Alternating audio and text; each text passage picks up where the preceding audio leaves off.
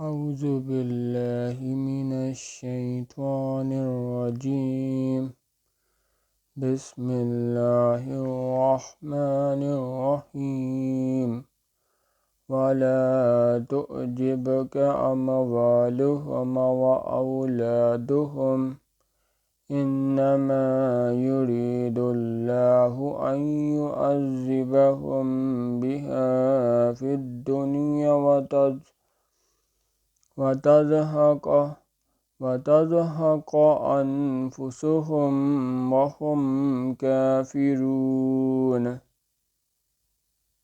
اور ان کے مال اور اولاد سے تعجب نہ کرنا، ان چیزوں سے اللہ یہ چاہتا ہے کہ ان کو دنیا میں عذاب کرے، اور جب ان کی جان نکلے تو اس وقت بھی یہ کافر ہی ہوں۔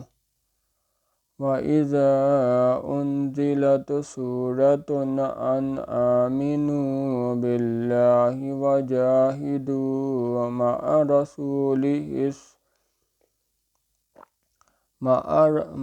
رَسُولِهِ اسْتَأْذَنَكَ أُولُو الطَّوْلِ منهم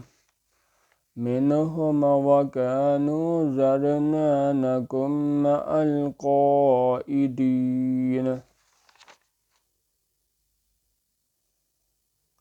اور جب کوئی صورت نازل ہوتی ہے کہ اللہ پر ایمان لاؤ اور اس کے رسول صلی اللہ علیہ وآلہ وسلم کے ساتھ ہو کر لڑائی کرو، تو جو ان میں دولت مند ہیں وہ تم سے اجازت طلب کرتے ہیں اور کہتے ہیں کہ ہمیں تو رہنے ہی دیجیے کہ جو لوگ گھروں میں رہیں گے ہم بھی ان کے ساتھ رہیں۔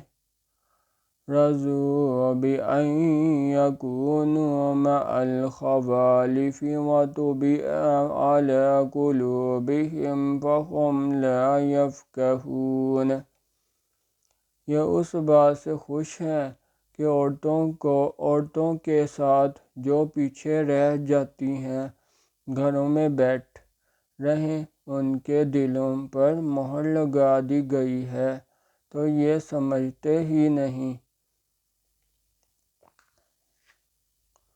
لیکن الرسول والذین آمنوا معه جاہدوا بأموالهم وأنفسهم وأولئک هم الخیرات وأولئک هم المفلحون۔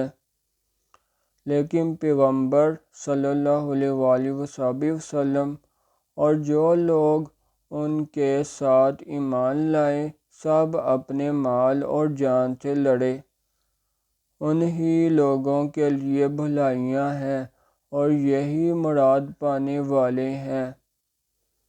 اعد اللہ لهم جنات تجری من تحتها الانہار خالدین فیہا ذالک الفوز العظیم۔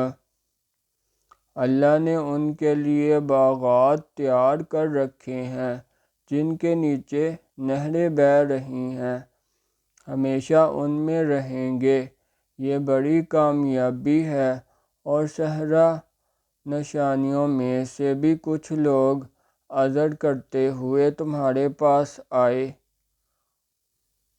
وَجَاءَ الْمُعَذِّرُونَ مِنَ الْأَعْرَابِ لِيُؤْذَنَ لَهُمْ وَقَعَدَ الَّذِينَ كَذَّبُوا اللَّهَ وَرَسُولَهُ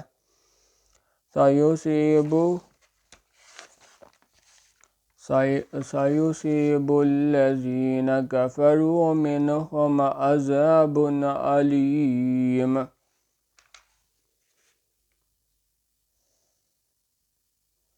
کہ ان کو بھی اجازت دی جائے، اور جنہوں نے اللہ اور اس کے رسول صلی اللہ علیہ وآلہ وسلم سے جھوٹ بولا، وہ گھر میں بیٹھ رہے۔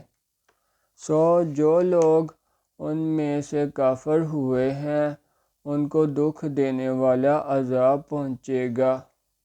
سبحان اللہ والحمد للہ ولا الہ الا اللہ واللہ اکبر۔